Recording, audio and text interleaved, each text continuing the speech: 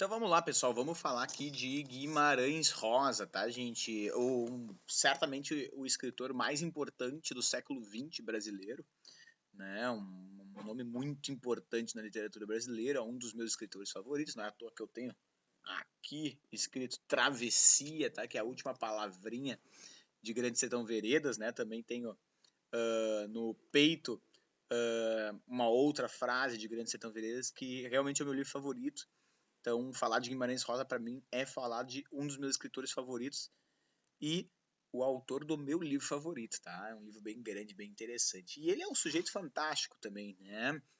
Ele era médico, nascido no interior de Minas Gerais, se formou em medicina, decidiu trabalhar, né, andando pelo sertão de seu cavalo, viveu durante alguns meses aí na casa de pessoas, né, colhendo histórias, né, um pouco da literatura oral que existia, né, no sertão mineiro.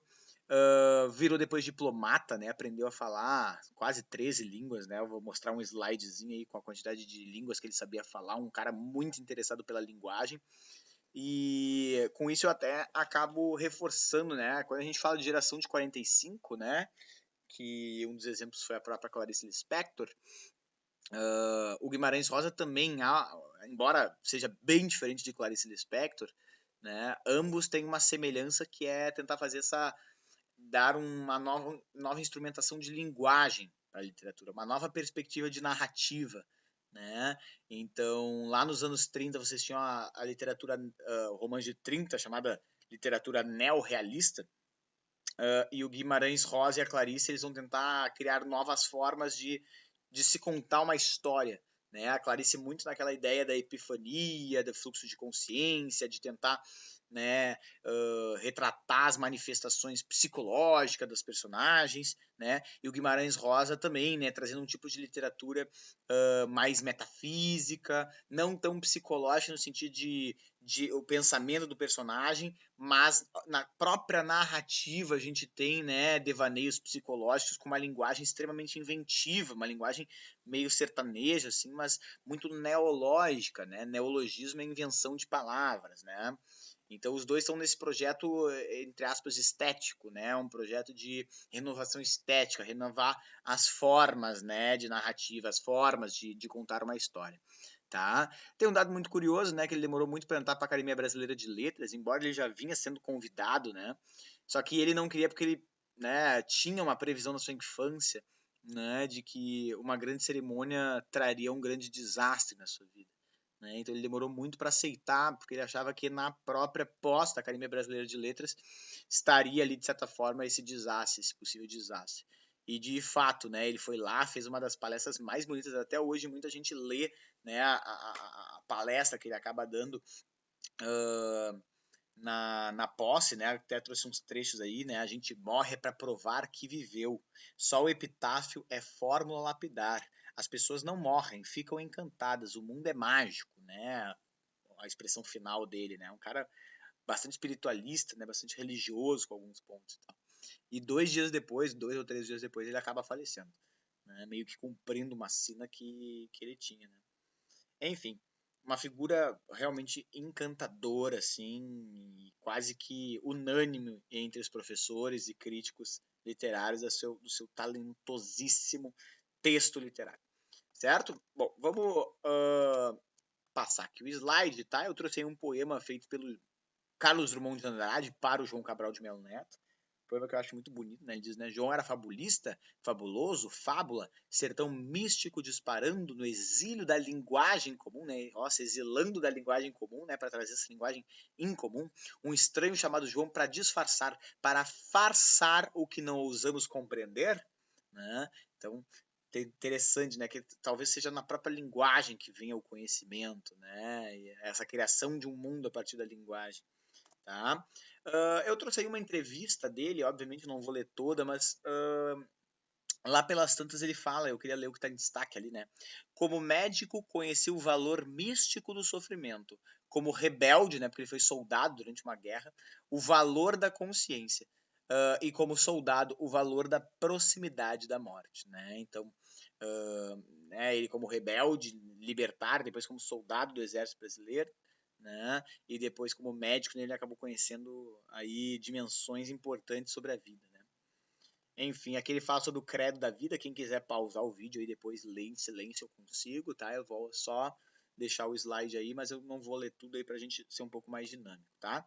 Aqui era a quantidade de língua que ele sabia falar, em ordem de maior domínio, né? Português, alemão, francês, inglês, espanhol e italiano, ele dominava muito bem.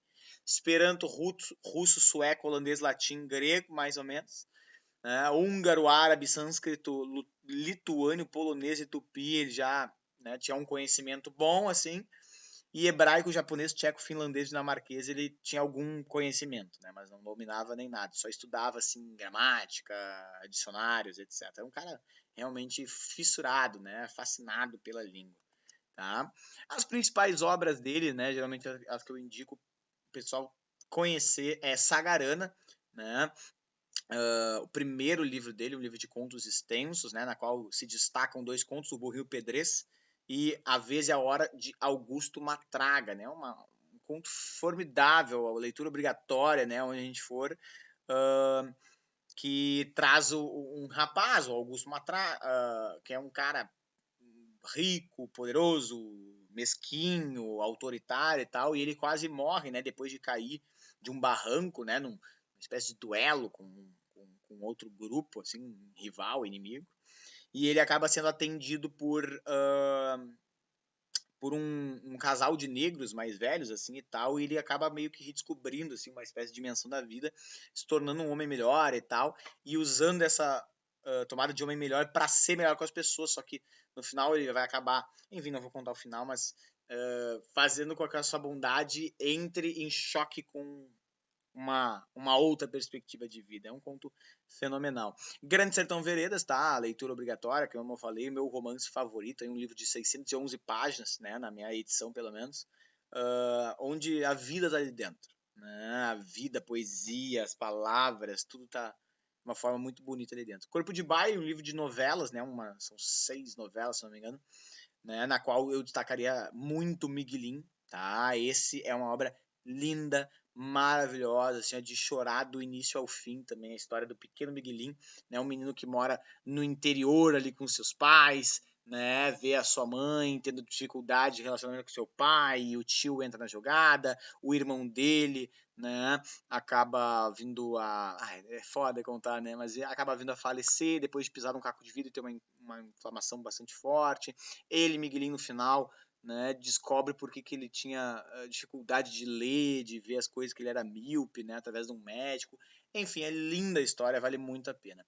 E Primeiras Histórias, né, um livro de contos curtos, na qual a gente vai destacar, sem dúvida, A Terceira Margem do Rio, né, um dos contos mais emblemáticos da literatura brasileira, um conto muito estudado por todo mundo, porque todo mundo quer descobrir, né, o que é essa terceira margem do rio, né, a história de um pai de família que decide abandonar toda a sua família para ir pro rio buscar essa terceira margem, e um dos filhos, que é o narrador da história, acaba, entre aspas, entendendo o pai, né, e entendendo que vai ter que quando o pai morrer, cumprir essa sina aí do pai, tá? Também todos os livros maravilhosos aí, que vale muito a pena conhecer, tá? Eu tenho uma teoria que uma pessoa que é brasileira e termina a vida sem ler Grande Sertão Veredas é uma pessoa que não foi plenamente viva.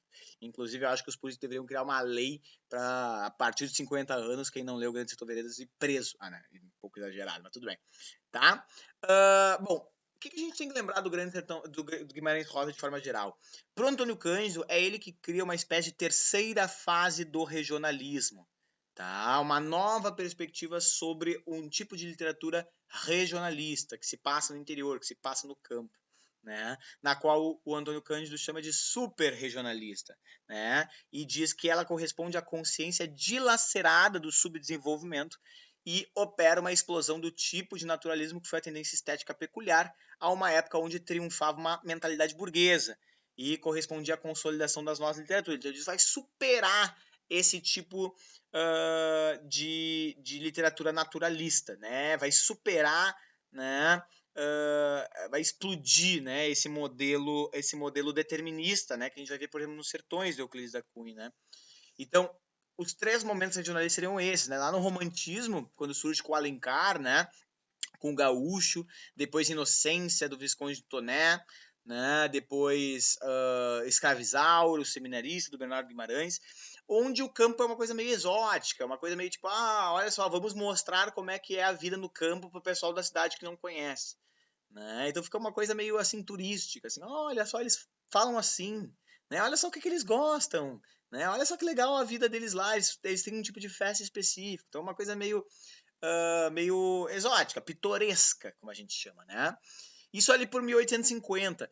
Ali por 1900, né, surgiria o regionalismo naturalista, do Euclides da Cunha, né, que todo mundo vai lembrar aí das aulas do pré-modernismo, né? Lembra dos sertões, vivem a terra, o homem e a luta, né?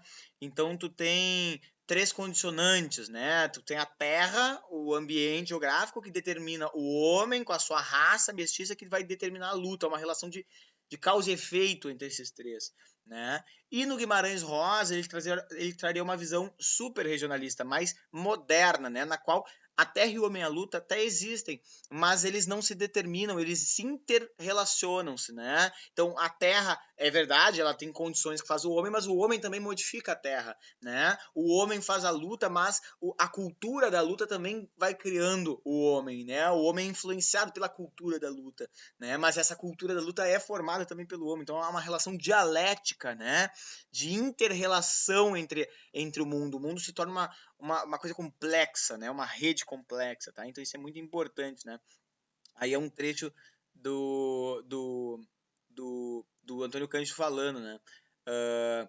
Que no Grande Sertão Veredas até tem a terra, o homem e a luta, só que aí não há nenhuma relação casual, né? A terra não condiciona o homem não condiciona a terra. Os três estão mais ou menos pós o mesmo plano. Há uma terra, há um homem e uma luta, tudo embaralhado. E não se pode dizer que o homem é fruto daquele meio. Não existe em Grande Sertão Veredas essa ideia de determinismo, né? O que existe é uma conexão entre os três, formando uma coisa complexa. Tá? É importante ficar claro na cabeça de todo mundo que esse sertão do Antônio Cândido não é o sertão do Nordeste, como é o caso dos sertões do Euclides da Cunha. Né? Aquele sertão seco, aquele sertão, né, árido, né, das secas do Nordeste, do Romance de 30, de vidas secas, etc. O sertão do Guimarães Rosa é o sertão mineiro, que pega Minas Gerais, o sul da Bahia, um pouquinho ali, até Goiás, mais ou menos, ali até um pedacinho de Mato Grosso. Né? Então ele é um sertão um pouco mais exuberante. Só que esse sertão ele não é também meramente, que nem no Euclides da Cunha, um sertão determinista, um sertão ambiente. Né? Ele é um ambiente físico, ele tem a sua paisagem, a sua fauna, a sua flora, as veredas, né, que são os caminhos desse grande sertão. Né? Então, sim, a gente vai ver uma descrição belíssima, riquíssima desse sertão, mas ele também é um espaço simbólico, ele é um espaço sociocultural, histórico-cultural. Esse sertão ele tem seus valores próprios, ele tem suas crenças próprias, sua linguagem própria, né? A sua forma de vida própria, ele é um ambiente específico, à parte do resto do Brasil, como o Euclides da Cunha tinha nos mostrado, né? O Euclides da Cunha é o primeiro, de certa forma, a fazer aquela divisão do Brasil litoral sertanejo, litoral sertão, onde esse sertão parece ser um mundo diferente, mas lá no Euclides da Cunha está inicialmente apontado. No Guimarães Rosa, esse sertão se torna uma coisa, né, um mundo vivo, né? Ele é um ambiente particular, né, capaz de ser criado pelos homens que lá habitam, mas também de influenciar os homens que lá vêm habitar. Né? Então esse sertão é físico, mas ele é simbólico também. Por isso que o Antônio Cândido tem uma famosa frase que diz, né? O sertão está dentro e está fora dos personagens de Guimarães Rosa. Ou seja, ele está fora no sentido de ele é o ambiente, mas ele está dentro porque ele é um sentimento, ele é uma forma de vida, ele é uma forma de entender o mundo.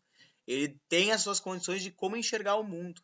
Tá? Então isso tem que ficar muito claro, porque isso é muito legal na obra do Guimarães Rosa. Tá? Então eu até trouxe uma frase aí pra gente acabar esse nosso primeiro bloco, onde ele diz, né? O senhor sabe, sertão é onde manda quem é forte com astúcias. Deus mesmo, quando vier, que vem armado. Sabe o senhor, o sertão é onde o pensamento da gente se forma mais forte do que o poder do lugar. O sertão está em toda parte, o sertão é do tamanho do mundo, o sertão é dentro da gente, o sertão é sem lugar, o sertão não tem janelas nem portas, a regra é assim, ou o senhor bendito governa o sertão, ou o sertão maldito vos governa. O sertão não chama ninguém às claras, mas, porém, se esconde a cena. Sertão, sempre. Sertão é isso. O senhor empurra para trás, mas de repente ele volta a rodear o senhor pelos lados. O sertão é quando menos se espera, digo. Então, várias frases aí para inspirar você sobre o sertão.